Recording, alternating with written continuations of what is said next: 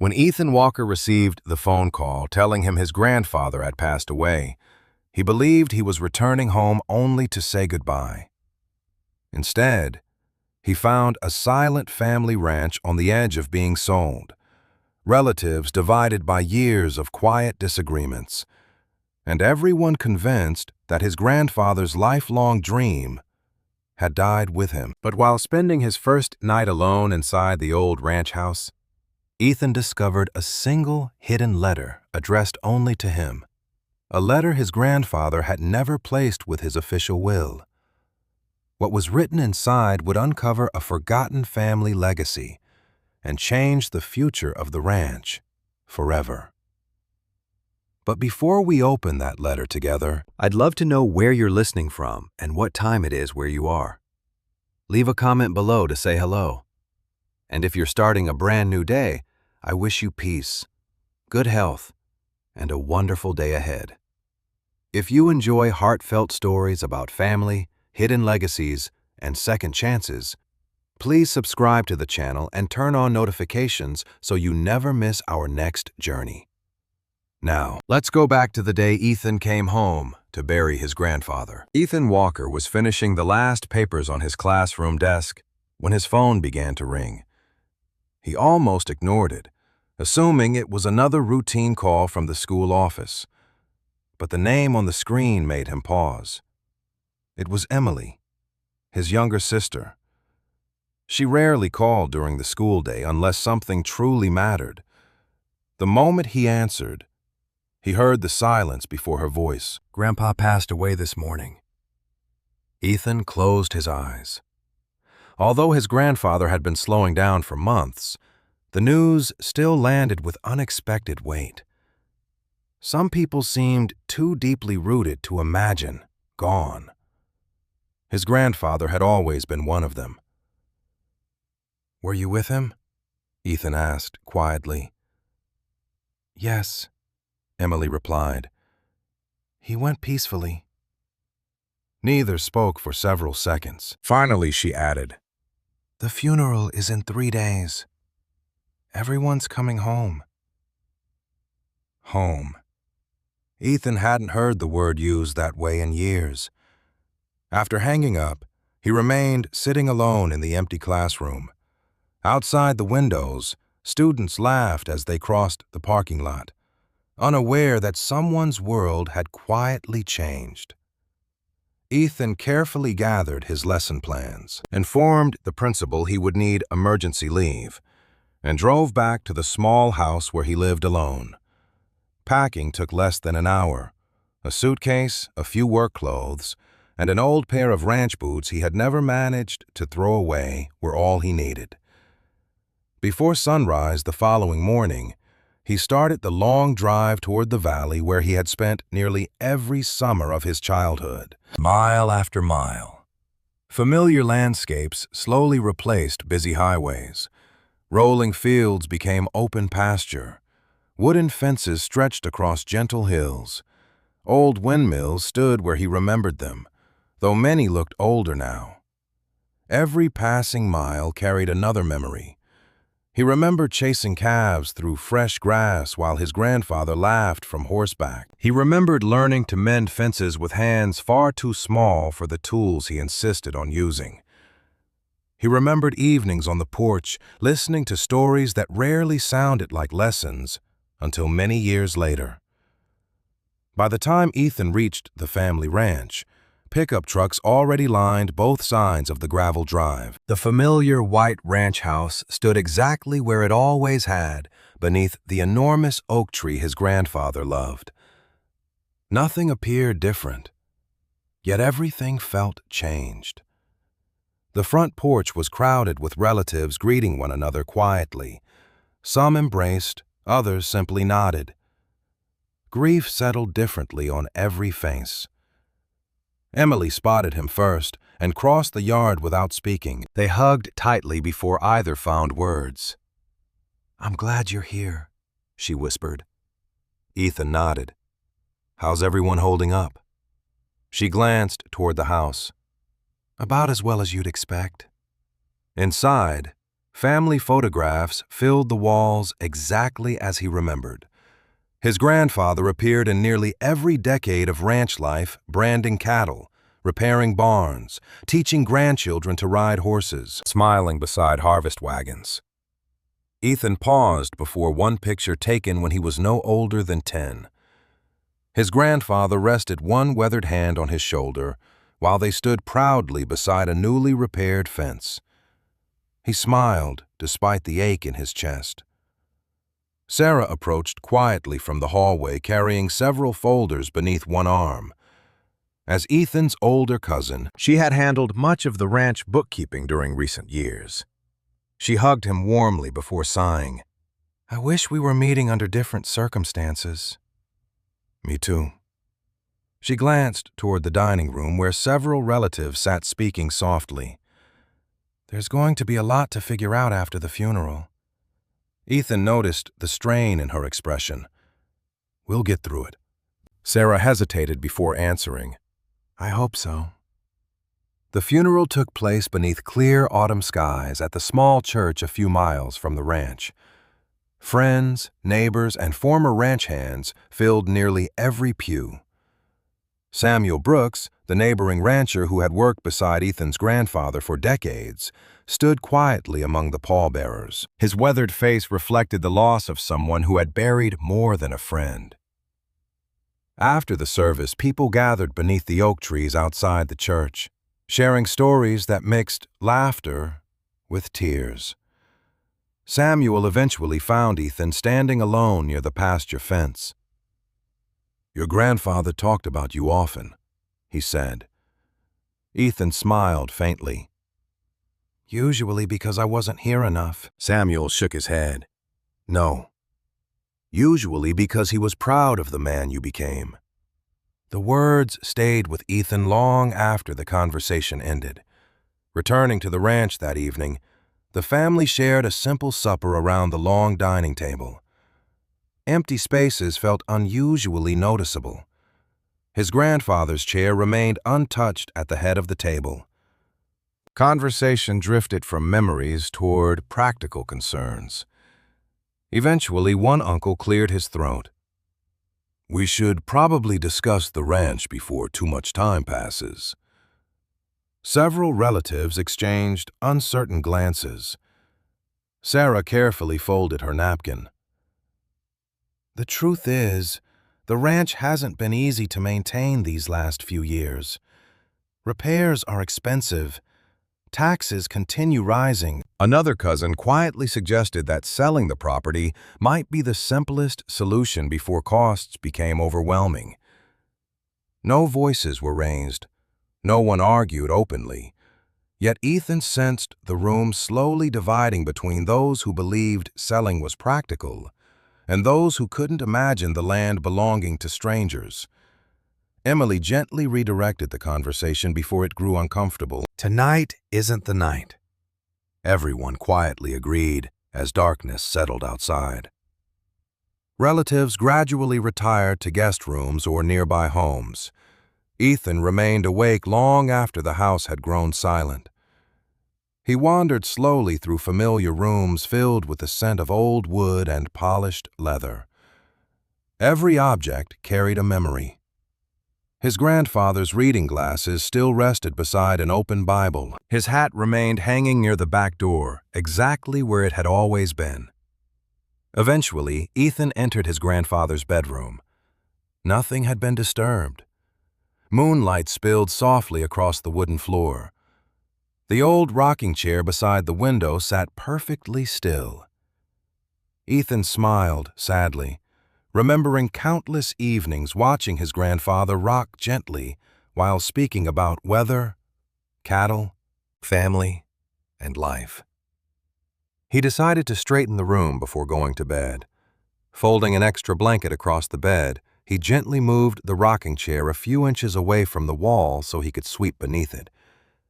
As the chair shifted, one floorboard gave a faint hollow sound beneath his boot. Ethan stopped immediately. He moved the chair farther aside and knelt beside the worn plank. The wood looked older than the surrounding floor, though years of careful maintenance had hidden the difference almost completely. Running his fingertips along the narrow seam, he discovered a tiny iron pull ring recessed into the board and nearly invisible beneath layers of varnish. Curious. He slipped one finger through the ring and lifted gently. The floorboard rose without resistance, revealing a shallow compartment hidden beneath the bedroom floor. Resting inside was a single sealed envelope, carefully protected inside oilcloth. Across the front, written in his grandfather's familiar handwriting, were just 4 words.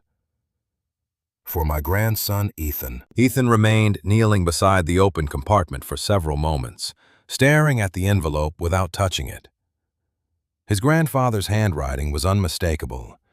Every Christmas card, every birthday note, every grocery list left on the kitchen counter had carried the same careful script.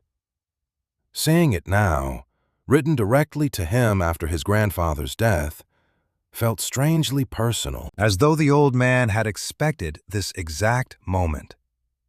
He finally lifted the envelope from the oilcloth.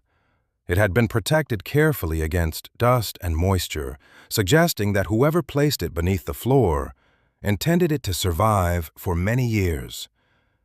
The paper had yellowed slightly with age, but the seal remained intact. Ethan sat down in the old rocking chair, now resting a few feet away, and carefully broke the seal.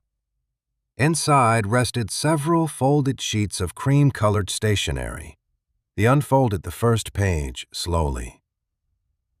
My dear Ethan, it began. If you are reading this, then I have already said my goodbyes in the only way life allows. I wish I could be sitting across from you instead of leaving these words behind. But some conversations belong to paper because they ask more of the reader than the writer. Ethan smiled faintly. That sounded exactly like his grandfather. He continued reading.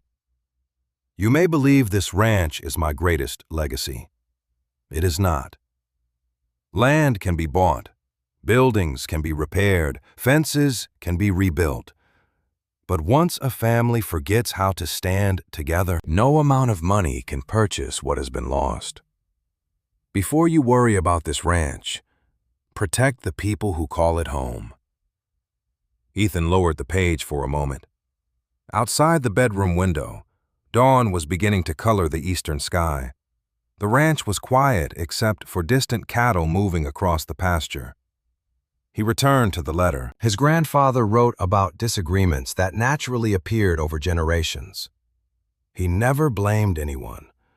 Instead, he described misunderstandings as seasons that eventually passed if people chose patience instead of pride. He reminded Ethan that every member of the family had loved the ranch in different ways, even when they disagreed about how to care for it. Near the end of the second page, the tone shifted slightly. There are records I never placed with my will because they explain my heart better than any legal document ever could. They are not hidden to keep secrets. They are waiting until the family is ready to understand why they matter. Ethan frowned thoughtfully. The official will had been prepared by attorneys. Whatever these records were, his grandfather had intentionally kept them separate. He unfolded the final page. The handwriting remained steady until the closing lines. Trust Samuel Brooks. He has known more of this ranch than anyone outside our family ever could. Listen before you decide. Be patient before you judge. And remember this one clue. Beneath those sentences, his grandfather had written a single line by itself. Everything you need is where we always welcomed everyone home. There was no explanation, no map, no further instruction, only his familiar signature at the bottom of the page. Ethan quietly folded the letter and returned it to the envelope. He slipped everything back into the oilcloth before replacing it inside his backpack. whatever his grandfather meant. He was not ready to discuss it with everyone until he understood it himself. After washing up, he joined the family for breakfast. The atmosphere remained subdued. Coffee cups replaced yesterday's casseroles, and conversation stayed focused on guests returning home after the funeral. Sarah sat beside a stack of folders containing estate papers. She looked tired. "Judge Morris will meet with us tomorrow afternoon," she said. "Nothing official happens until then, but we should begin organizing Grandpa's records." Ethan nodded without mentioning the letter. Emily noticed his thoughtful expression, but asked no questions. She simply offered him another cup of coffee before helping clear the table.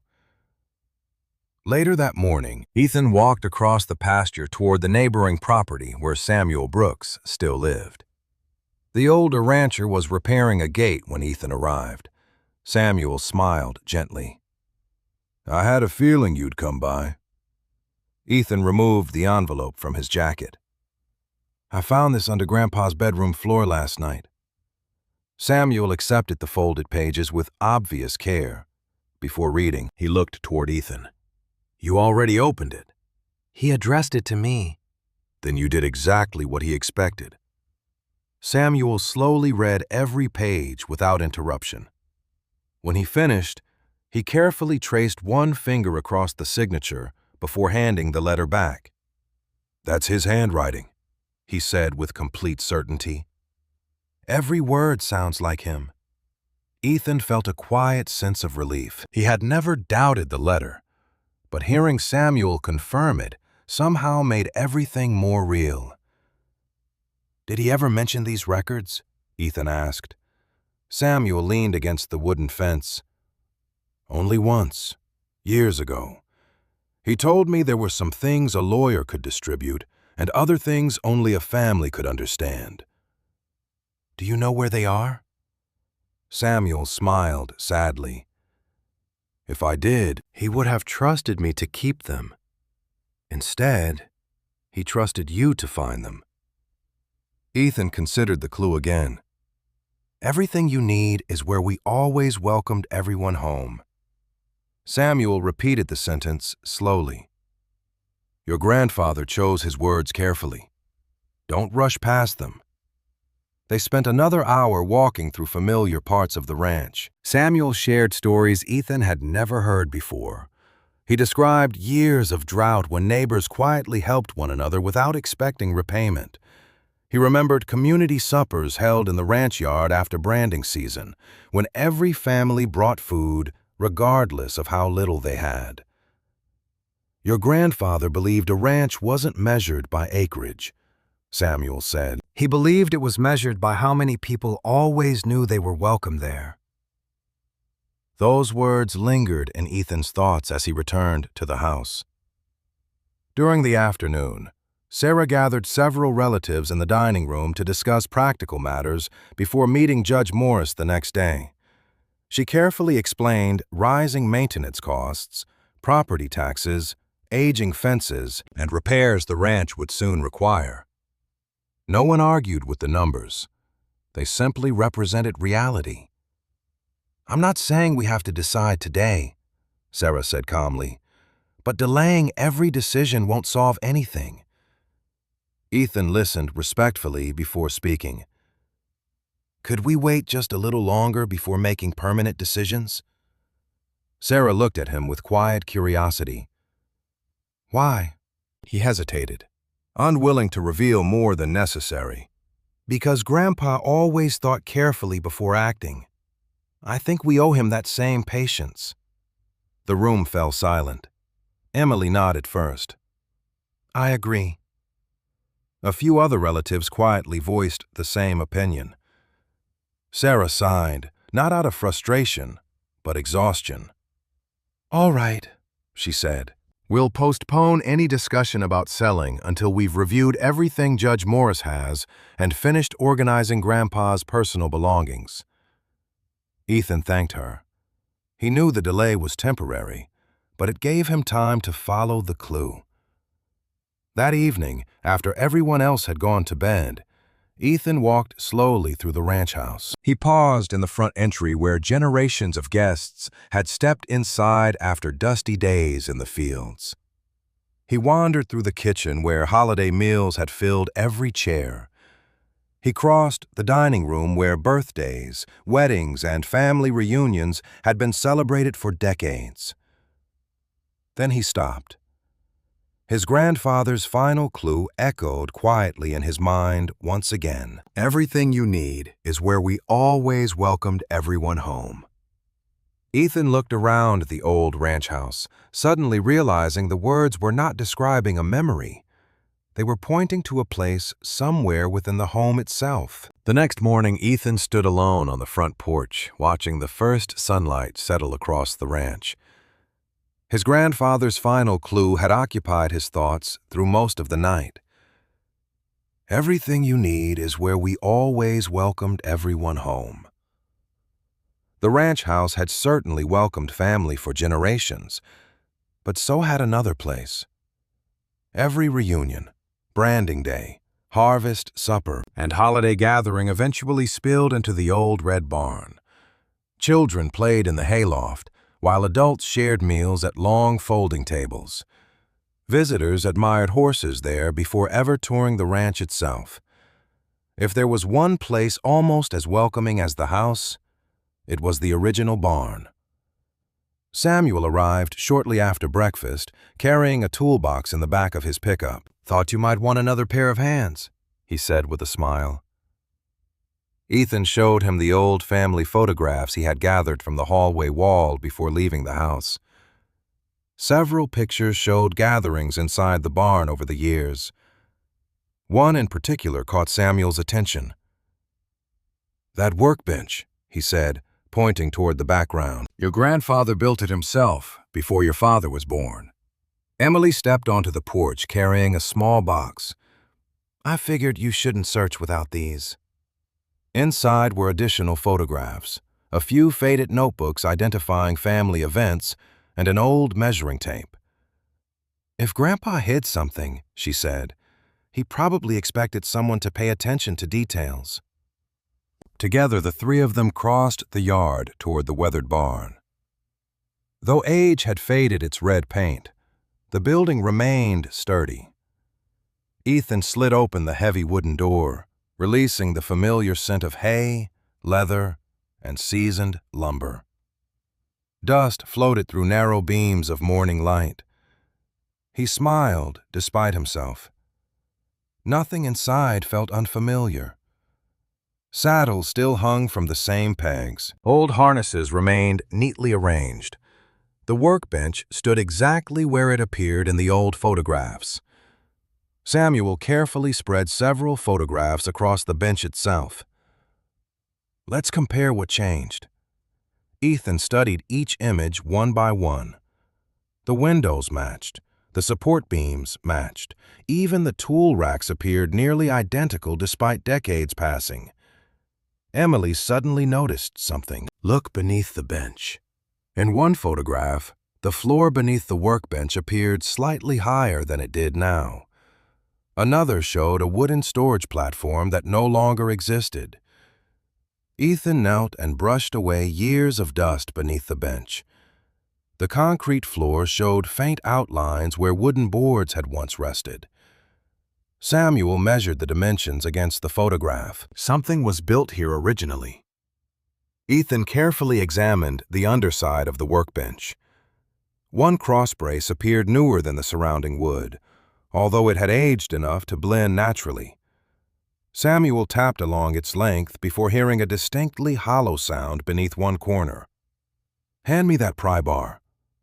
Working slowly to avoid damaging anything, they loosened several old wooden pegs securing a narrow panel beneath the bench. As the final peg came free, the hidden section lifted upward. Beneath it rested a shallow storage compartment lined with cedar boards. Inside lay several cloth-wrapped bundles, protected from dust.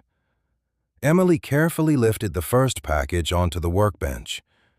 Each bundle was tied neatly with faded twine. Ethan untied one and discovered a collection of handwritten journals. Their leather covers showed years of use, but remained remarkably well preserved. The earliest volume dated back more than 50 years. Others continued almost without interruption through later decades. Samuel carefully opened the first journal. "These are your grandfather's." Ethan recognized the familiar handwriting immediately. The journals were not daily diaries, but working records describing ranch life, repairs, weather, family gatherings, livestock purchases, harvests, and countless ordinary events that together formed the rhythm of generations. Every few pages, his grandfather paused to record moments involving family members rather than ranch business. Ethan smiled as he found stories about cousins learning to ride horses, holiday dinners stretching long into the evening, and children helping paint fences with more enthusiasm than skill. Emily laughed softly when she found an entry describing the summer Ethan accidentally left every pasture gate open while chasing a frightened calf. "You blamed the wind for 3 days," she teased. Ethan laughed for the first time since returning home. Grandpa knew better. As they continued reading, the journals gradually shifted from everyday work toward reflections about responsibility. One passage read, "The ranch survives because every generation leaves it stronger than they found it." Another simply stated, "No family keeps land through ownership alone. It survives through shared effort." Samuel nodded quietly. That sounds exactly like him. Beneath the journals rested several worn maintenance books. Ethan opened one to discover careful records of repairs stretching back decades. Fence replacements, roof work, irrigation improvements, equipment maintenance, and barn construction all listed not only expenses, but also the names of family members who had volunteered their time. Every generation appeared somewhere in those pages. Emily slowly turned another page. "He kept track of everyone's help." "Not to count favors," Samuel replied. "To remember them." Toward the bottom of one maintenance book, Ethan noticed a sentence written in darker ink than the surrounding entries. It seemed almost added later. "The family record remains separate." He immediately searched the following pages. The phrase appeared again several years later beside another routine maintenance entry. This time it read, "The family record should stay where every generation can someday understand it." Ethan exchanged a glance with Samuel. "That's twice now." Samuel nodded, which means he wanted someone to notice. Emily continued sorting through the remaining journals while Ethan carefully examined the last volume recovered from the compartment. Near the back, folded between 2 pages, rested a single loose sheet. It was not another letter, but a rough pencil sketch of the ranch house. Most of the drawings showed only basic room outlines. One corner, however, had been marked with a small, hand-drawn symbol beside an interior wall. There were no written instructions except 4 words beneath the sketch. "Look where walls remember." Ethan studied the drawing closely. It clearly depicted part of the ranch house rather than the barn. The hidden compartment beneath the workbench had not contained the family record itself. It had only preserved another clue leading somewhere else. Samuel carefully wrapped the journals back inside their cloth coverings. "Your grandfather never rushed anyone toward the answer," he said quietly. He wanted every discovery to teach something before revealing the next. Ethan looked once more at the rough sketch. He already recognized the section of the house it represented. Whatever waited there had remained hidden through every family gathering, every holiday, and every passing year since his grandfather placed that pencil on the page. The journals and maintenance books remained spread across the dining room table the following morning. Ethan had carefully labeled each bundle before returning them to the house, unwilling to risk mixing even a single page. Sunlight poured through the kitchen windows, while Emily sorted photographs into chronological order. Samuel sat quietly reading one journal again, occasionally pausing as though an old memory had returned with each entry. Sarah entered carrying another stack of estate folders. She stopped when she saw the documents covering the table. "You found all of this in the barn?" Ethan nodded. "Hidden beneath Grandpa's workbench." Sarah picked up one of the journals with obvious surprise. "He never mentioned these." "I don't think he intended to," Samuel replied gently. "Not until the time was right." Sarah opened a volume at random and began reading silently. Within minutes, her expression softened. The pages contained no secrets about property or money. Instead, they described ordinary years filled with hard work and quiet generosity. One entry recalled a spring when a broken tractor threatened to delay planting. Ethan's late father and Sarah's parents had spent nearly every evening after work repairing equipment together until the fields could be planted on time. Another journal described the winter a barn roof nearly collapsed beneath heavy snow. Grandfather recorded every family member who arrived before sunrise to help clear the weight despite freezing temperatures. "I'd forgotten that happened," Sarah whispered. Emily smiled gently. "I remember Mom talking about coming home soaked from melting snow." Sarah continued reading. A later entry described severe drought conditions that nearly forced the family to sell livestock. Grandfather carefully listed everyone who quietly contributed what they could.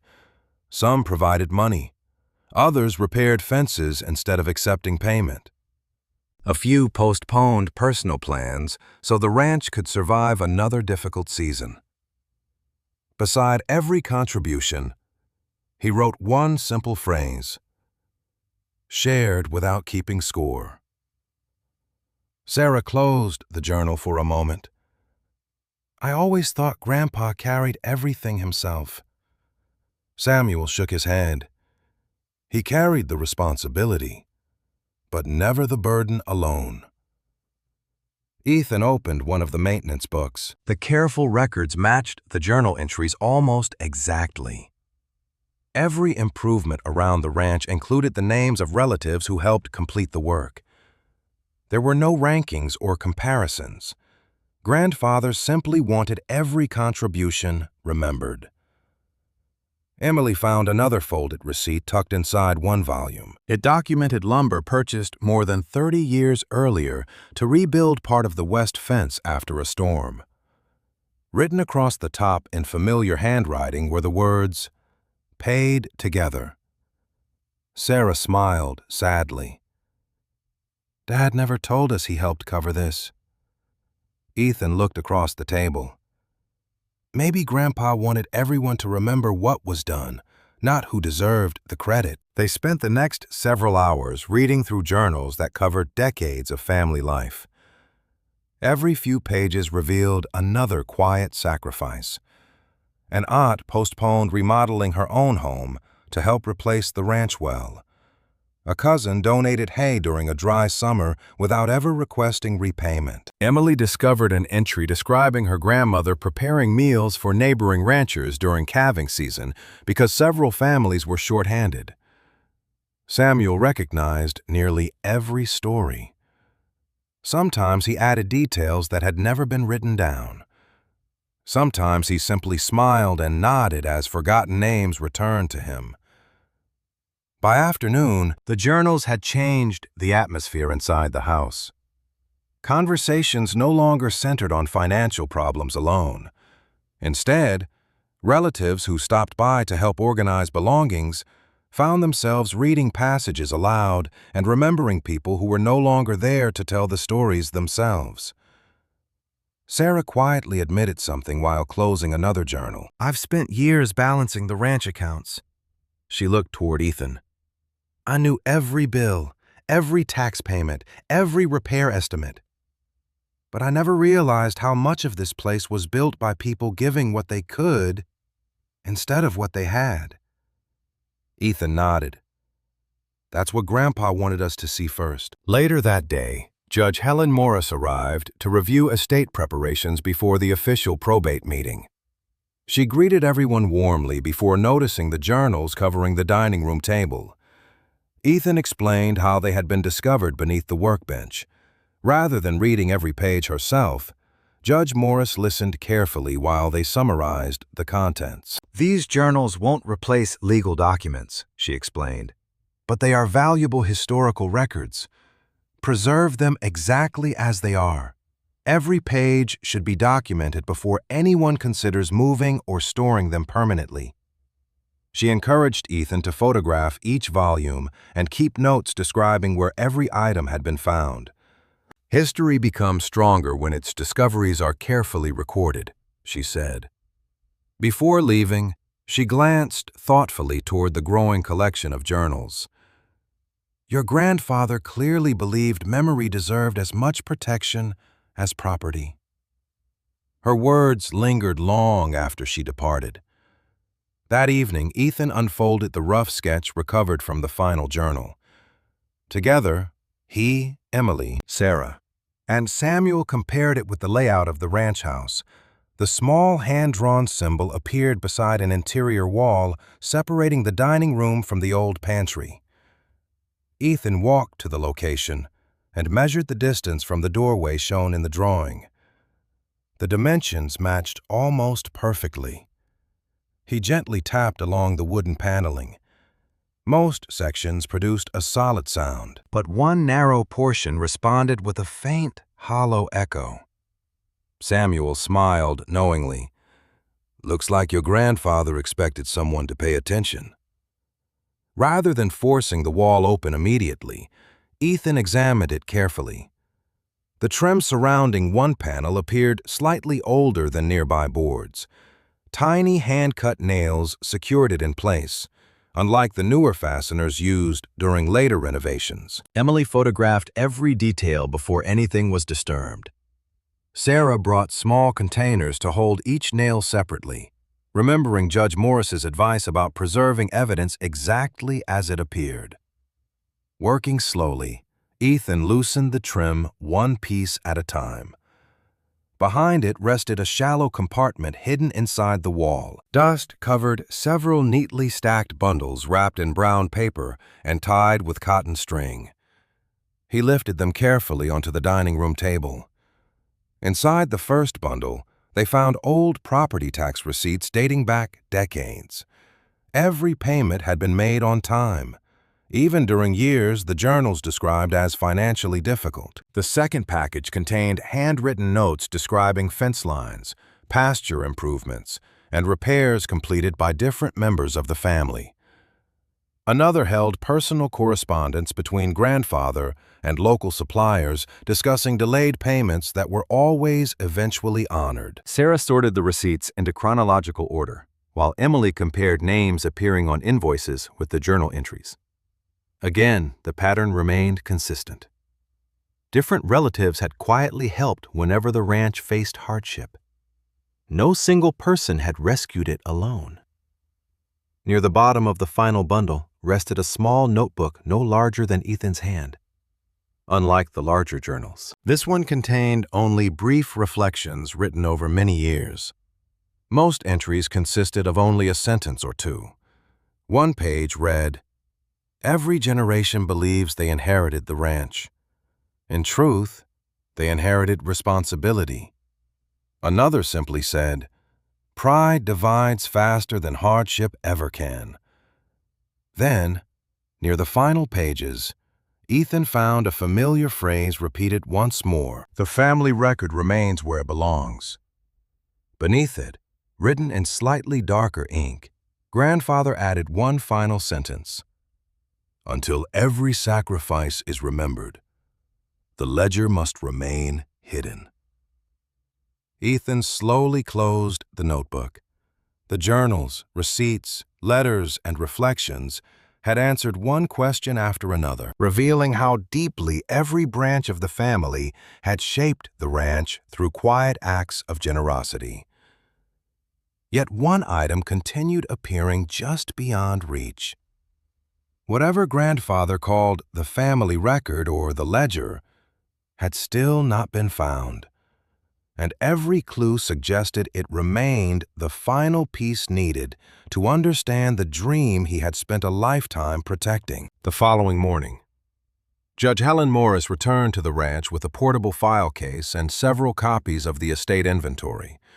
She cleared one end of the dining room table while Ethan, Emily, Sarah, and Samuel carefully moved the journals and receipts into labeled boxes. The hidden documents had revealed how much the family had contributed through the years, but they had not yet explained where grandfather kept the private stewardship records mentioned again and again. Judge Morris adjusted her glasses and opened the first folder. "Today we stay with what can be verified," she said. "Estate documents, property records, financial accounts, and anything your grandfather formally referenced." Sarah placed the ranch ledgers beside her. As the person who had handled recent bookkeeping, she knew the current accounts well. But many older files had been stored without explanation. Together, they began with property tax statements, insurance records, equipment loans, and repair invoices. The work was slow. Several folders contained duplicate receipts, while others had been mislabeled during previous moves. Ethan created a list of every document examined. Emily organized the papers by decade. Samuel helped identify old company names and handwritten references no one else recognized. By midday, they had confirmed something Sarah found difficult to understand.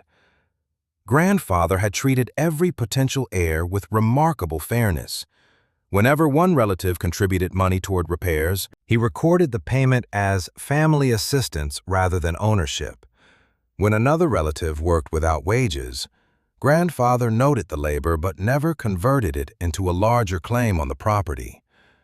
Even gifts he received were documented as contributions to the ranch, not debts owed by future generations.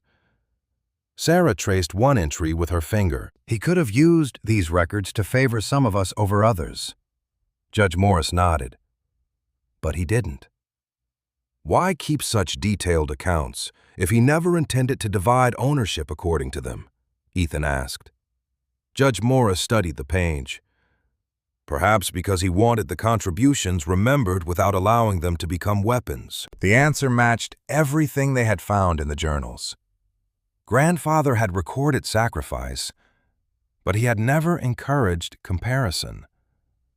The family had helped because the ranch mattered to them, not because each hour or dollar purchased a greater share of it. In an older account book, Emily discovered repeated references to something called the private stewardship file. The first note appeared beside a major roof repair completed decades earlier. "Copy entered in stewardship file." Another entry appeared after a property boundary survey. A third followed a year in which several relatives helped cover taxes. Each reference suggested that grandfather had maintained a separate collection connecting legal records with the family's personal history. "This may be the family record he mentioned," Ethan said. Judge Morris agreed, though she remained careful. "It may be related. We shouldn't assume they're identical until we find it." The practical difficulties soon became clear. The estate inventory listed filing cabinets, desks, storage trunks, and household furnishings, but many descriptions were vague. Several items had been moved between the ranch house, barn, and equipment shed over the years. One inventory page referred to a document chest that no longer appeared anywhere on the property. Sarah remembered an old metal box being discarded after rust damaged the bottom, but it had contained only machinery manuals. Samuel recalled a wooden cabinet in grandfather's office, though that room had been converted into a pantry long ago. Each possibility required searching, comparing photographs, and checking measurements. Nothing produced the missing file.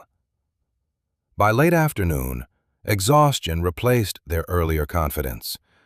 Papers covered most of the table.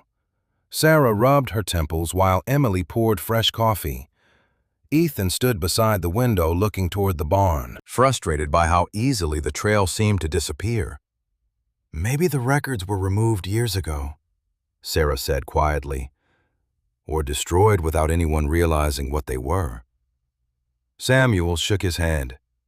Your grandfather protected things too carefully for that. Careful people still lose things, Sarah replied. Her voice held no anger, only fatigue. Ethan understood her concern. Every day they delayed decisions. Maintenance costs continued. A section of fencing still needed repair before winter. The barn roof required inspection. Bills did not pause simply because the family was searching for meaning. Judge Morris closed one folder. We stopped guessing and returned to the inventory. Something may have been described differently than expected. They reviewed the documents again, this time reading every line rather than searching only for words such as ledger or stewardship. Emily found a notation beside a group of household items transferred from grandfather's former office. It listed 2 bookcases, 1 writing desk, 3 chairs, and a family cabinet, personal records. Everyone leaned closer. There it is, Ethan said. Sarah checked the following page for a location, but none appeared. Judge Morris examined the document under the light. This inventory was prepared nearly 20 years ago after the interior renovation. Samuel remembered the work immediately. A leaking pipe had damaged part of the old office, forcing the family to convert the space and relocate its furnishings. Most items had been moved elsewhere. The bookcases went to the sitting room. The desk was placed in the upstairs hall. The chairs were divided among bedrooms. No one remembered moving a family cabinet. They searched the house room by room. Ethan checked behind curtains, inside closets, beneath the staircase, and through the attic. Sarah examined every cabinet in the pantry and kitchen. Emily compared old photographs, looking for a piece of furniture that no longer appeared. Samuel walked through the house slowly, trying to reconstruct the old office as it had looked before renovation. Nothing matched the inventory description. As evening approached, they returned to the dining room without answers. Judge Morris laid the old inventory beside a more recent estate list. The newer document contained no family cabinet at all. It wasn't sold, Sarah said after checking the disposal records, and it wasn't transferred to another relative. Ethan studied the original page again. Along the lower edge, almost hidden beneath a fold, he noticed faint handwriting in pencil. He angled the paper toward the lamp. The note was difficult to read, but Emily brought a magnifying glass from grandfather's desk. Slowly, the words became clear. Personal contents retained. Cabinet not removed. Sarah frowned. Not removed from where? Judge Morris turned the page over. On the back, another pencil notation appeared beside the inventory number. It consisted of only 3 words. Original house wall. Samuel looked toward the section of the dining room that had once bordered grandfather's old office. During renovation, that doorway had been sealed and covered with paneling to create the larger pantry. Ethan immediately unfolded the rough sketch discovered in the barn. The hand-drawn symbol appeared near the same interior section. Look where walls remember, he said quietly. They crossed the room together. The concealed compartment opened the previous day had been narrow and held only bundled documents, but the wall extended several feet beyond it toward the pantry corner. Ethan measured the distance against the old office dimensions Samuel remembered. Nearly 2 feet of space remained unaccounted for. Sarah tapped the paneling. Most of it sounded solid near the corner. However, the sound changed. Deep, hollow, and unmistakable. Ethan pressed his hand against the wall while Samuel examined the trim. A vertical seam had been painted so carefully that it appeared to be part of the wood grain. Judge Morris held up the inventory page one final time. The family cabinet had never been moved, sold, or lost. It was still somewhere inside the ranch house, sealed behind the dining room wall. Ethan waited until morning before opening the wall. Judge Morris had insisted that nothing be disturbed without photographs, measurements, and a clear record of each step. By 8 o'clock, the dining room had been cleared, the hidden seam marked, and every tool placed on a folded canvas cloth. Emily photographed the paneling from several angles. Sarah labeled small envelopes for nails and fragments. Samuel stood beside Ethan with the same quiet patience he had carried through every discovery. "Your grandfather built things to last," Samuel said, "so take your time." Ethan began by loosening the narrow strip of trim that concealed the vertical seam. The paint cracked softly as the wood separated from the wall. Behind it, he found two small brass hinges darkened by age. The panel had never been part of the wall at all. It was a narrow door designed to disappear inside the paneling. Near the base, a wooden latch had been hidden beneath a removable section of molding. Ethan pressed it carefully. Something released inside with a dull click. The panel opened only an inch before stopping. Dust and swollen wood held it in place. Samuel helped ease it outward while Judge Morris watched closely. After several careful attempts, the concealed door swung open. Behind it stood a tall wooden cabinet built directly into the wall. Its shelves filled nearly the entire forgotten space between the dining room and the old office. The cabinet doors were closed, but no lock remained. Ethan ran his hand across the smooth wood. His grandfather had hidden it so carefully that generations had eaten, argued, celebrated, and grieved only a few feet away without knowing it existed. "Before we open it," Judge Morris said, "document the condition." Emily photographed the doors, hinges, and surrounding frame.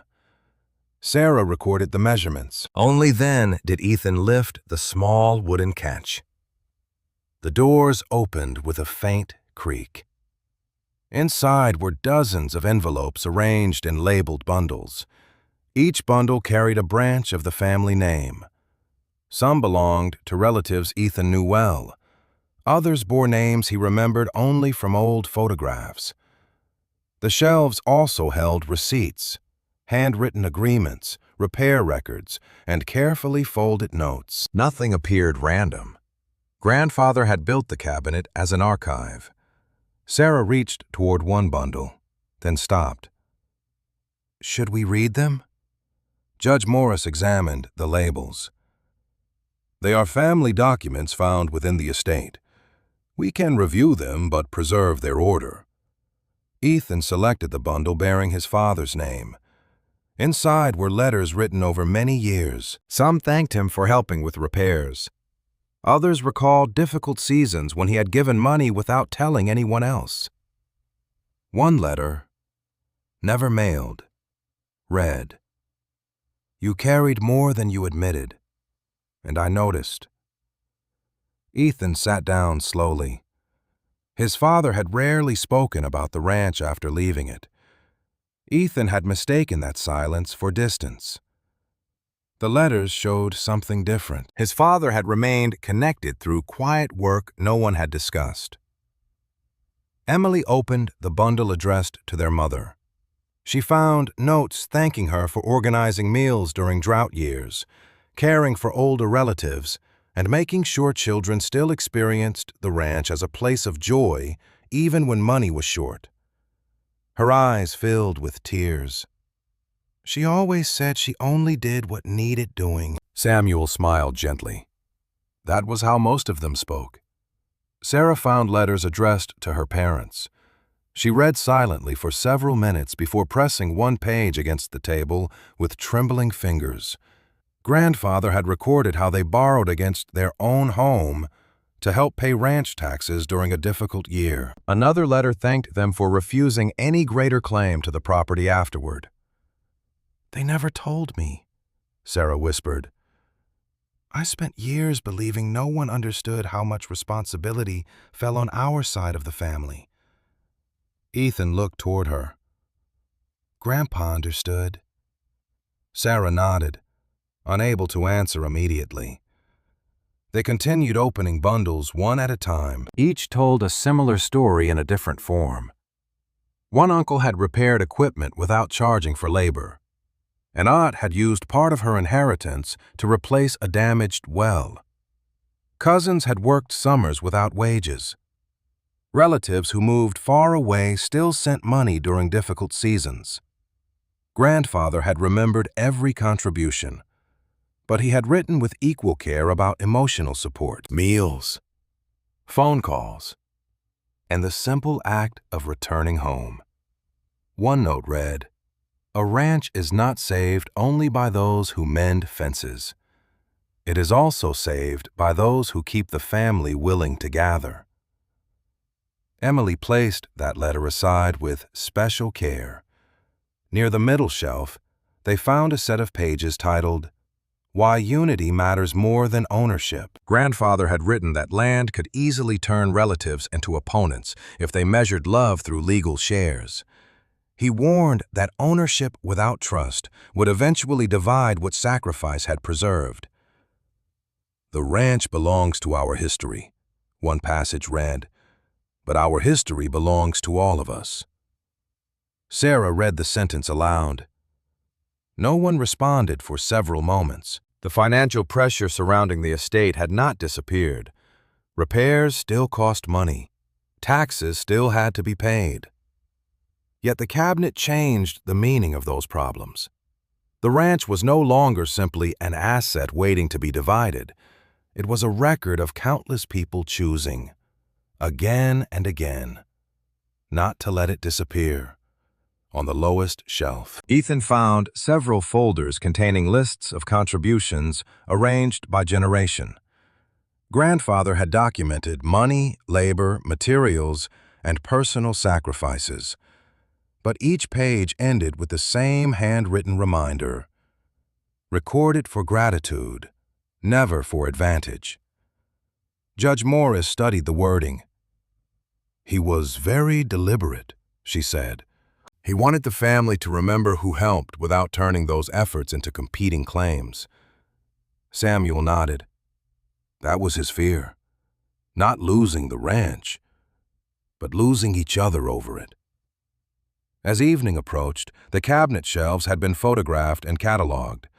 The family letters rested in their original bundles, now surrounded by notes identifying what had been reviewed. Ethan believed they had reached the end, until Emily noticed a narrow gap behind the lowest row of folders. She reached carefully into the space and drew out a final envelope wrapped in white cloth. Unlike the other letters, it carried no family surname. Across the front, Grandfather had written 2 words in large, steady letters: "Open together."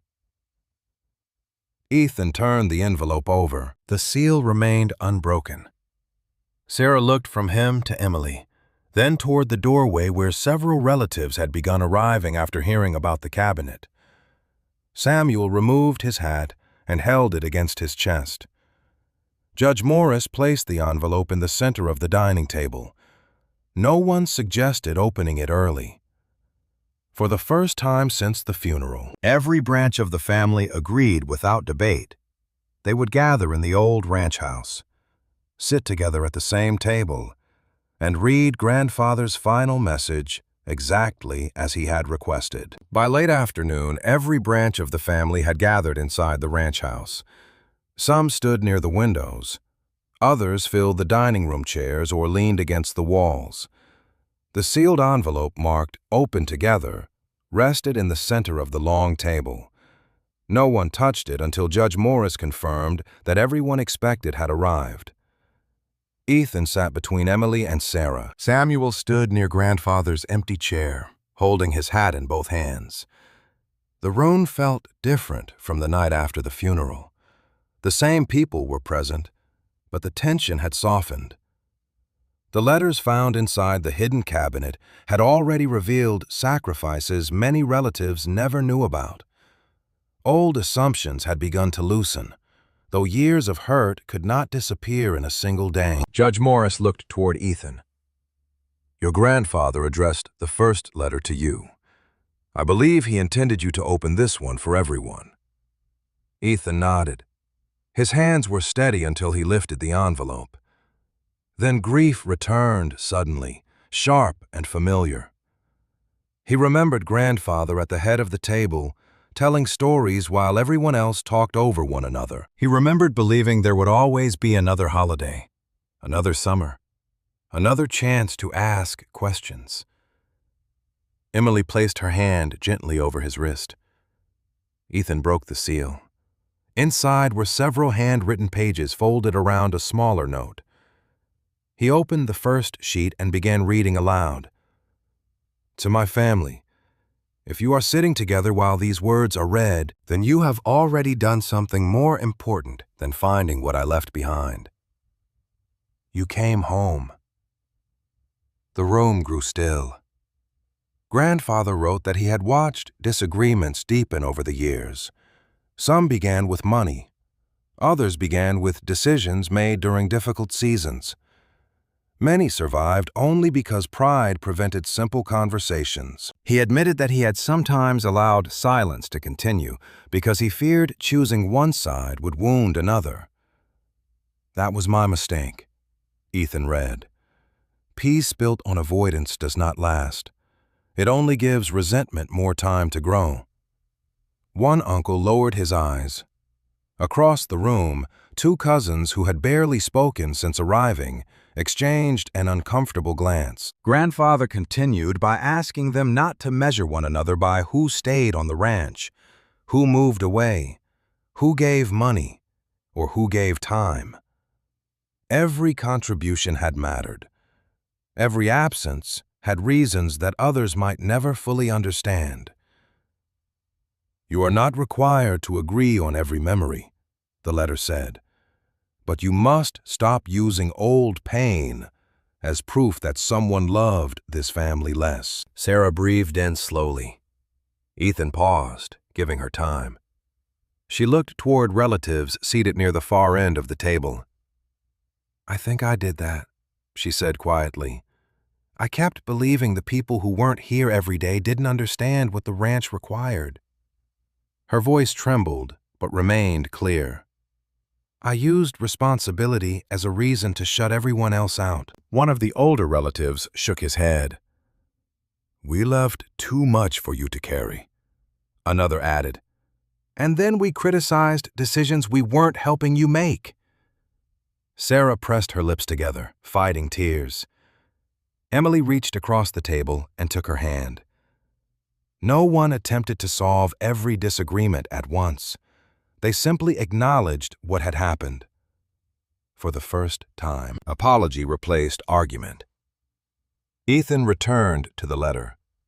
Grandfather wrote that the ranch had survived drought, debt, storms, illness, and loss because different people stepped forward at different times. He reminded them that unity did not mean pretending the past had been easy. It meant choosing not to let hardship define what came next. Samuel quietly cleared his throat. He believed that long before he wrote it. Everyone turned toward him. He shared a story from years earlier. When a wildfire threatened the southern pasture, the family had been scattered across the county, yet nearly everyone arrived before nightfall. Some brought water tanks, others moved cattle. A few prepared food for exhausted neighbors. Nobody asked who owned which acre, Samuel said. Nobody counted hours. You worked because the place mattered and because one another mattered. A faint smile crossed his face. Your grandfather talked about that day for years. The story opened others. An aunt remembered sleeping on the kitchen floor during the drought because every bed was filled with relatives helping repair the well. A cousin admitted he had once planned to sell his own equipment to help cover ranch taxes, but never told anyone after the money was no longer needed. Emily shared how their mother kept family gatherings going during the hardest years because she feared people would stop coming if the ranch became associated only with trouble. Each memory changed the room slightly. The ranch had never been held together by one heroic act. It had survived through hundreds of small choices, many forgotten by everyone except grandfather. Sarah looked toward Ethan. I was ready to sell because I thought keeping it meant carrying everything alone. Ethan nodded. Maybe Grandpa wanted us to understand that no one was supposed to carry it alone. Judge Morris remained silent, allowing the family to speak without directing them. Grandfather's letter had done what legal papers could not. It created space for honesty. Ethan unfolded the final page. Forgive what can be forgiven. Speak plainly about what still hurts. Do not confuse silence with peace. And remember that the ranch was never meant to become a prize awarded to the person who fought hardest for it. His voice slowed as he reached the closing lines. What I have shown you so far is only the memory of our family. The complete family record is kept separately. It contains what each generation gave, what each generation received, and the promise I hoped would guide what comes next. Beneath that paragraph, Grandfather had added one final instruction. Do not search for it alone. Ethan lowered the letter for several moments. No one spoke. Then Emily looked around the table. We found the journals together. We found the cabinet together. We should finish this together. Sarah nodded first. One by one, relatives agreed. Some still looked uncertain. Others remained emotional. Yet no one suggested selling the ranch before the search was complete. No one walked away. Samuel placed his hat on the table and smiled softly. That's all he was asking. Ethan turned over the smaller note that had been folded inside the letter. It contained no directions, only a short sentence in Grandfather's handwriting. What every branch returns, the family will remember where it kept its roots. Ethan read the words twice. Around him sat people who had spent years separated by distance, pride, and misunderstanding. Now they were gathered beneath the same roof, ready to continue together. The complete family record was still hidden somewhere on the ranch, but for the first time, the family searching for it no longer felt divided. The following weekend, the ranch looked more alive than it had in years. Cars and pickup trucks filled the gravel drive from the front gate to the old barn. Relatives who had not visited for decades stepped onto the porch carrying weathered boxes, framed photographs, faded recipe books, family Bibles, old deeds, handwritten letters, and carefully wrapped keepsakes that had quietly remained on shelves and in attics across the country. No one had been instructed to bring anything specific. After reading Grandfather's letter together, everyone had simply wanted to contribute whatever pieces of family history they still possessed. Ethan stood near the front door, greeting each arrival. Instead of awkward introductions, conversations began with memories. One cousin held up a faded photograph of children gathered beneath the great oak tree. Another carried a notebook filled with recipes copied in grandmother's handwriting. An elderly aunt arrived with a bundle of letters tied together by blue ribbon, explaining that Grandfather had written to her every Christmas after she moved across the country. Emily transformed the dining room into a temporary archive. Long tables were covered with clean cloth, and every family brought their items forward one at a time. Judge Morris encouraged everyone to write down where each document came from before placing it with related materials. Samuel quietly moved from table to table, identifying unfamiliar faces in old photographs and supplying names younger relatives had never heard before. Sarah organized folders according to family branches instead of financial categories. It felt like an important difference. By midday, the dining room had become less like a meeting place and more like a living family history. Ethan carefully compared the newly discovered documents with the journals and maintenance books already recovered from the barn and hidden cabinet. Again and again, the stories supported one another. A receipt mentioned in one journal appeared folded inside an old Bible. A family photograph confirmed repairs described decades earlier in grandfather's notes. Letters exchanged between cousins explained why some relatives disappeared from the ranch for several years before eventually returning. Every discovery filled another small gap.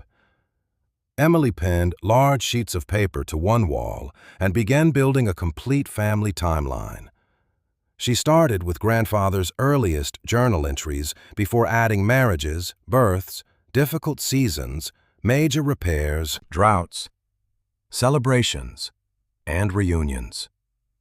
Colored strings connected photographs to written records. Notes identified who contributed to each project around the ranch. By afternoon, the timeline stretched nearly the entire length of the dining room. Younger family members wandered along it slowly, discovering stories they had never heard. One teenager stopped before a photograph showing his grandfather repairing fences as a young man. "I didn't know he worked here every summer," he said. Samuel smiled. "Most people only remember the finished ranch. They forget how many hands built it." Another cousin uncovered an old property deed showing the purchase of pasture land grandfather had mentioned only briefly in his journals. The signatures matched names already appearing throughout the maintenance records. Sarah added the deed to the growing collection. "Every time we think we found the whole picture," she said, "someone brings another piece." The atmosphere throughout the day continued changing.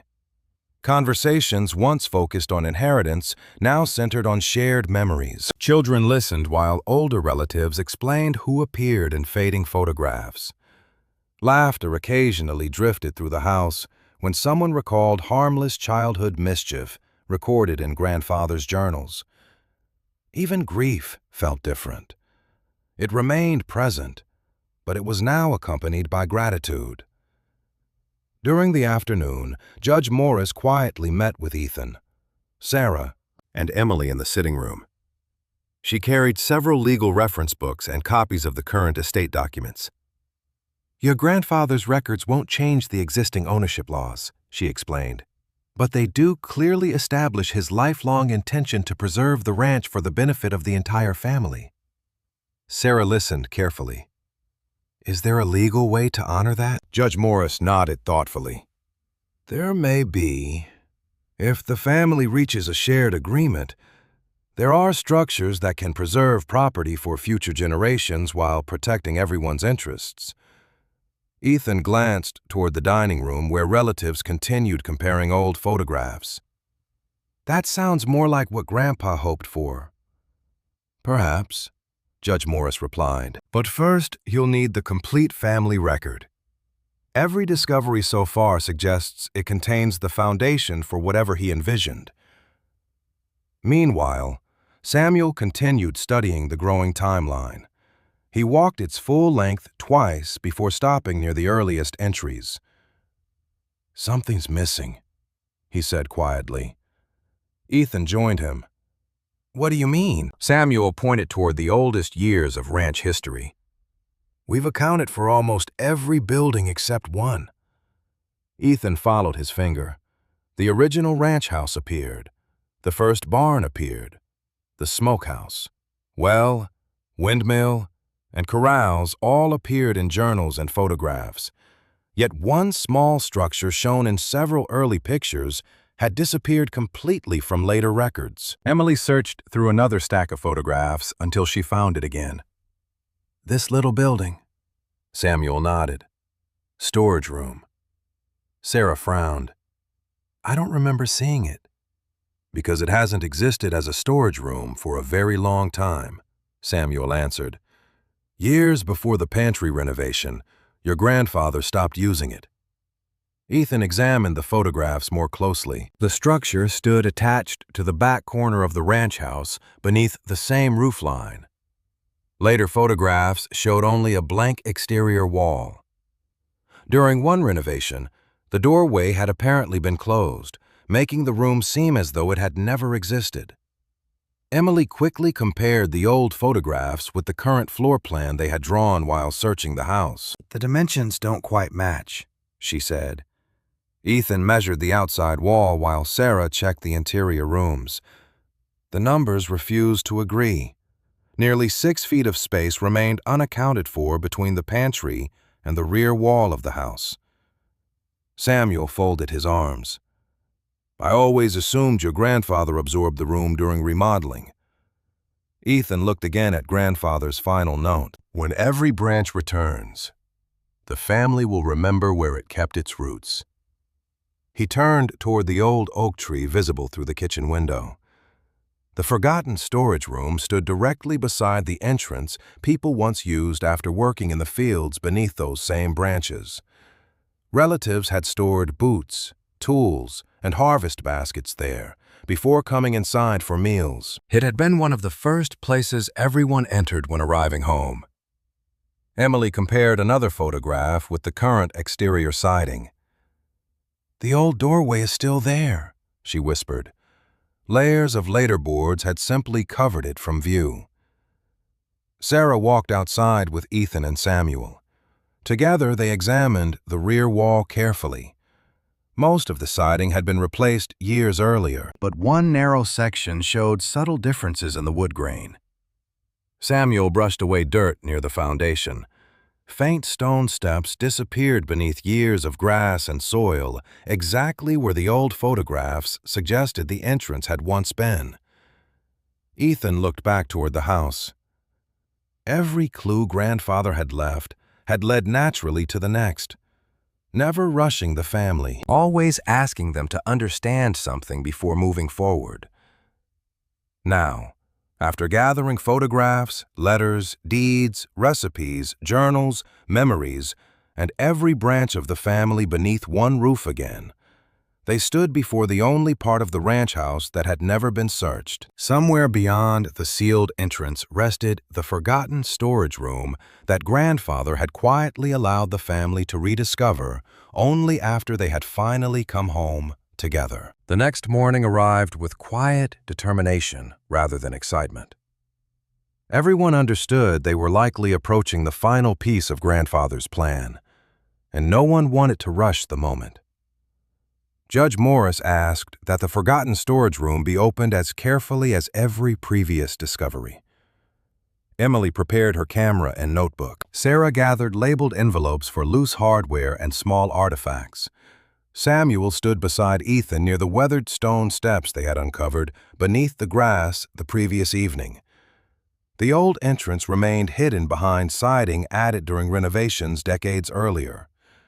Ethan carefully removed the outer boards one at a time, setting each aside in the order it had been taken down. Behind them appeared the outline of a narrow wooden door.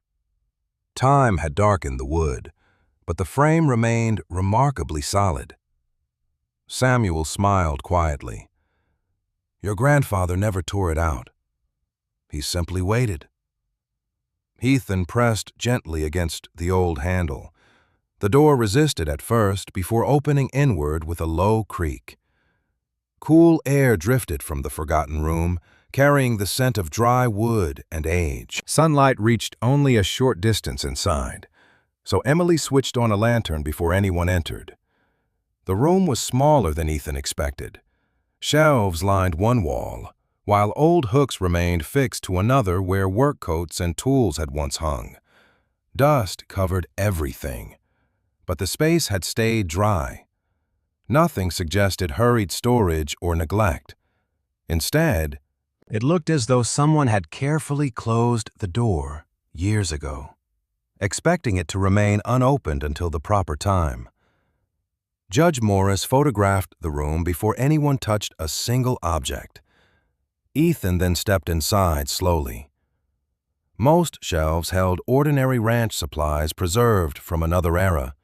Empty jars, worn tack, old seed sacks, and several wooden boxes containing rusted hardware. Sarah examined each container carefully while Emily recorded its location. Samuel quietly studied the walls. "This room was always organized," he said.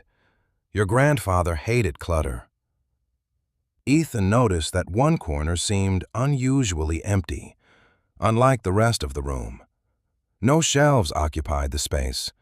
Only a simple wooden chest rested against the wall beneath a small window. The chest was not ornate or locked. Its smooth lid bore years of careful use rather than decoration. Across the top, burned into the wood with simple lettering, were the words, "Family Stewardship." No one spoke. Ethan glanced toward Judge Morris. She nodded once. "Document it first."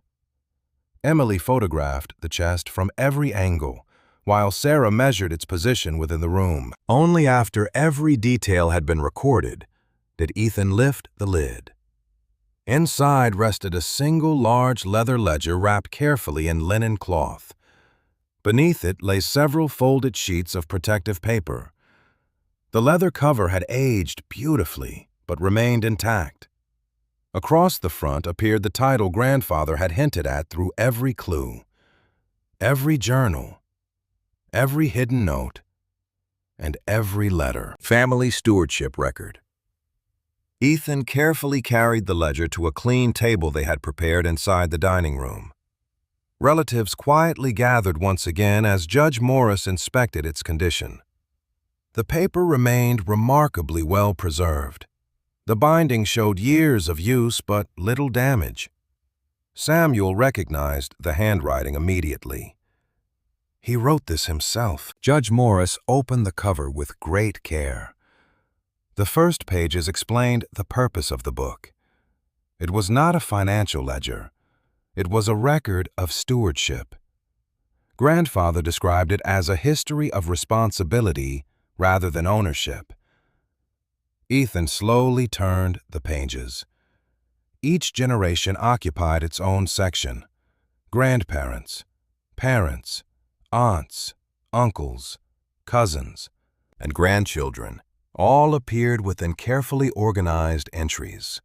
Grandfather had recorded contributions large and small without assigning greater importance to one over another.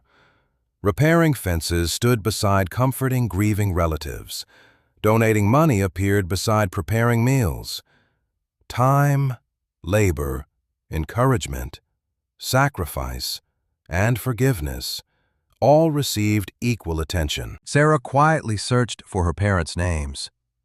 Their pages described years of bookkeeping, tax payments, and difficult decisions made to protect the ranch. Grandfather ended the section with one handwritten sentence. They carried responsibility faithfully without asking for recognition. Tears filled Sarah's eyes. He noticed everything. Emily found entries describing their mother's efforts to keep family traditions alive through holidays, reunions, and simple Sunday dinners. One page read, "The children returned because she made the ranch feel like home." Emily smiled through her tears. That's exactly who she was. Ethan found his father's section. Grandfather had written about quiet repairs completed after long workdays, financial help offered without publicity, and his determination to teach Ethan to love the land even after moving away. At the bottom of the page, Grandfather added, "Distance never lessened his place in this family." Ethan rested his hand gently on the paper. For years he had believed leaving the ranch meant disappointing his grandfather. The ledger quietly erased that fear. Samuel did not appear as family by blood, yet Grandfather devoted several pages to his lifelong friendship and service. Some relatives are given by birth, Grandfather wrote. Others are given by character. Samuel removed his glasses and looked away for a moment before speaking. He never let me feel like an outsider. The family continued reading together for hours. Every section confirmed what the journals, letters, and maintenance books had already suggested. No single person had preserved the ranch. Every generation had added something valuable, even when circumstances prevented them from contributing in the same way. Judge Morris reviewed the final explanatory pages carefully. She closed the ledger before addressing the family. From a legal standpoint, this does not replace the will. She paused briefly. But it clearly documents your grandfather's consistent intention throughout many years. He viewed this ranch as a shared family responsibility rather than a reward for any one individual. Sarah stood slowly. She looked around the room at relatives she had spent years believing did not understand what the ranch required. "I owe all of you an apology," she said quietly. "When Grandpa died, I wanted to sell quickly because I thought I was protecting everyone from difficult decisions. But I also believed I was carrying more than anyone else." She looked toward Ethan, then Emily. "These records proved I was wrong. Every branch of this family carried this place in different ways. I forgot that." No one criticized her. Several relatives simply crossed the room and embraced her. Ethan understood why Grandfather had arranged every discovery in the order he had. The family needed to remember one another before they could truly understand the ledger. As the afternoon drew to a close, Ethan carefully turned toward the final section. Unlike the earlier pages, this portion remained sealed beneath a folded protective sheet secured by a handwritten note. Grandfather had written only one sentence across the top. "Read these pages last, for they contain the dream that gives every other page its meaning." Ethan carefully lifted the protective sheet from the final pages of the family stewardship record. The room had grown so quiet that the faint movement of paper seemed unusually loud. Every relative remained gathered around the dining table, the same table where disagreements over selling the ranch had begun only days earlier. Judge Morris stood beside Ethan, ready to help interpret anything written in legal language. While Samuel waited near Grandfather's empty chair, across the first page, Grandfather had written a heading in firm, deliberate letters. "The dream this family must choose together." Ethan began reading aloud. Grandfather explained that he had never wanted the ranch to pass into the hands of one person alone. He had watched too many families lose both land and relationships when inheritance turned love into competition. One heir might receive the property, but everyone else would eventually feel like a guest in the place their own sacrifices had helped preserve. A ranch carried by many hands should never become the private reward of one pair of hands.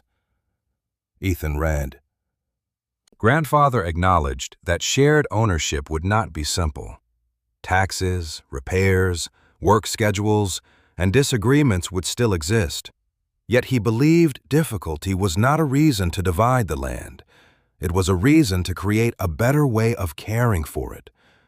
His dream was to establish the ranch as a permanent family heritage property, protected for future generations, and governed by a stewardship agreement rather than individual control. Each branch of the family would have a voice. No person could sell the ranch alone. No contribution would purchase greater belonging. Those who lived nearby could manage daily work, while those farther away could help through finances, planning, maintenance, education, or family events. The ranch would remain a working place, but it would also remain a home where every descendant could return without asking permission from a single owner. Sarah covered her mouth with one hand. "He had already thought through everything," she whispered.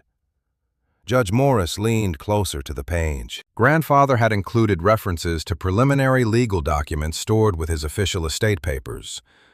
They had seemed incomplete when first reviewed because they required the family's voluntary agreement. He had not forced the structure through his will. Instead, he had left them the choice. "Unity cannot be inherited like land," Ethan continued. "It must be chosen by every generation." The final paragraph asked the family to decide only after remembering what each generation had given. If they could not work together, Grandfather instructed them to sell without blame. But if they believed the ranch still had purpose, he asked them to protect it as a place of shared history, shared work, and shared welcome. Ethan lowered the ledger. No one spoke immediately. The choice before them was no longer hidden behind clues or old walls. It was practical, difficult, and entirely theirs. Sarah looked toward the folders of financial records. "The expenses are still real," she said. "So are the repairs." Ethan nodded. "Grandpa never said the dream would be easy." One uncle offered to help replace the damaged fencing before winter. A cousin who worked in construction volunteered to inspect the barn roof.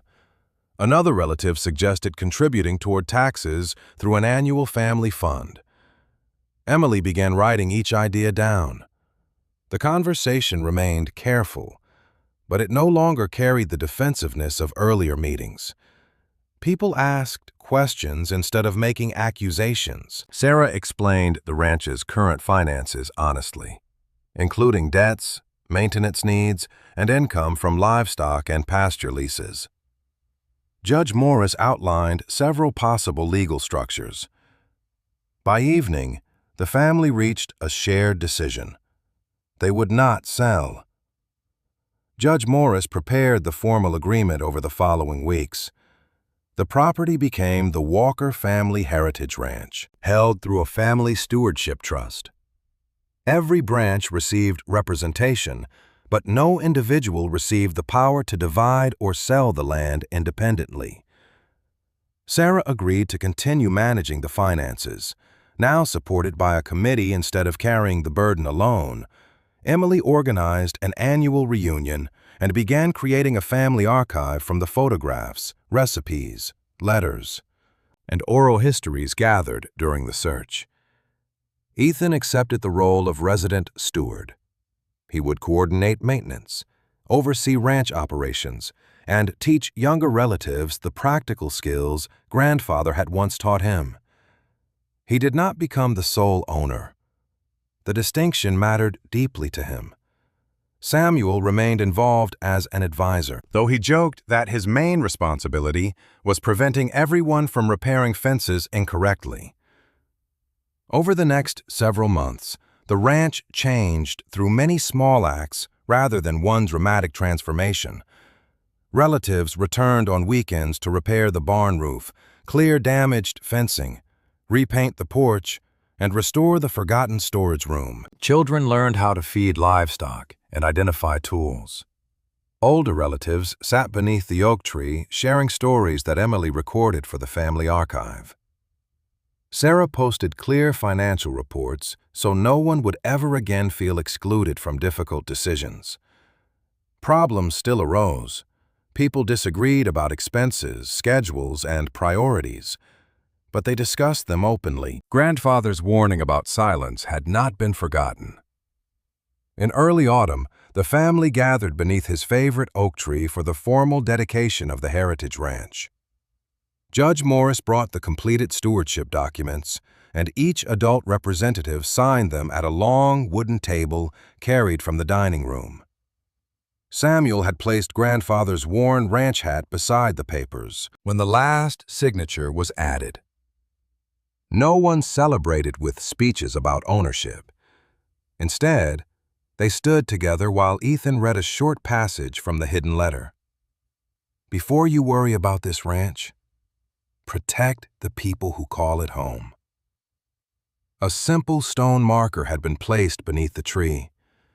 It carried grandfather's name and one sentence chosen from the stewardship record. No one carried this ranch alone. Sarah stood beside Ethan after the ceremony, watching relatives spread blankets across the grass for supper. "I thought selling would free us from responsibility," she said. "Maybe sharing it is what finally made responsibility possible." Ethan smiled. "You don't have to carry it alone anymore." She nodded, tears bright in her eyes. "Neither do you." As the sun lowered behind the western pasture, tables filled with food prepared from old family recipes, children ran between the porch and the barn. Samuel told familiar stories to anyone willing to listen. Emily moved through the gathering with a camera, capturing faces that had once seemed unlikely to sit together again. Ethan eventually stepped away from the noise and climbed the porch steps. From there, he could see the repaired fences, the open barn doors, the oak tree, and the long line of relatives sharing supper across the yard. He thought of the night he arrived, believing the ranch was only an estate waiting to be settled. He remembered the hollow floorboard beneath grandfather's rocking chair, the hidden letter, the journals under the workbench, the cabinet behind the dining room wall, and the sealed storage room that held the family record. Every discovery had appeared to lead toward the land. In truth, each one had led back to the family. Grandfather had not hidden the letter because he distrusted them. He had hidden it because words found too early might have become another argument. He wanted them to remember their shared history before deciding their shared future. Ethan looked toward the empty chair someone had placed beneath the oak tree beside the memorial stone. For a moment, he could almost imagine grandfather sitting there, watching the family return from every direction. The grief remained, but it no longer felt like an ending. Ethan finally understood that honoring grandfather's dream did not mean preserving the ranch exactly as it had been. It meant preserving what the ranch had always been, for a place where work was shared, sacrifice was remembered, and no branch of the family was made to feel like a stranger. As evening settled across the fields, Emily called everyone together for a family photograph. Ethan stepped down from the porch and joined them beneath the oak tree. Sarah stood on one side of him, Emily on the other, and Samuel took his place among them as naturally as if he had always belonged there. The camera timer began to flash. Children laughed. Someone complained about the setting sun. Others called distant cousins closer, until no one remained outside the frame. Ethan looked across the gathered faces and realized grandfather's greatest inheritance had never been the ranch. It was the chance to bring the family home before distance and pride separated them forever.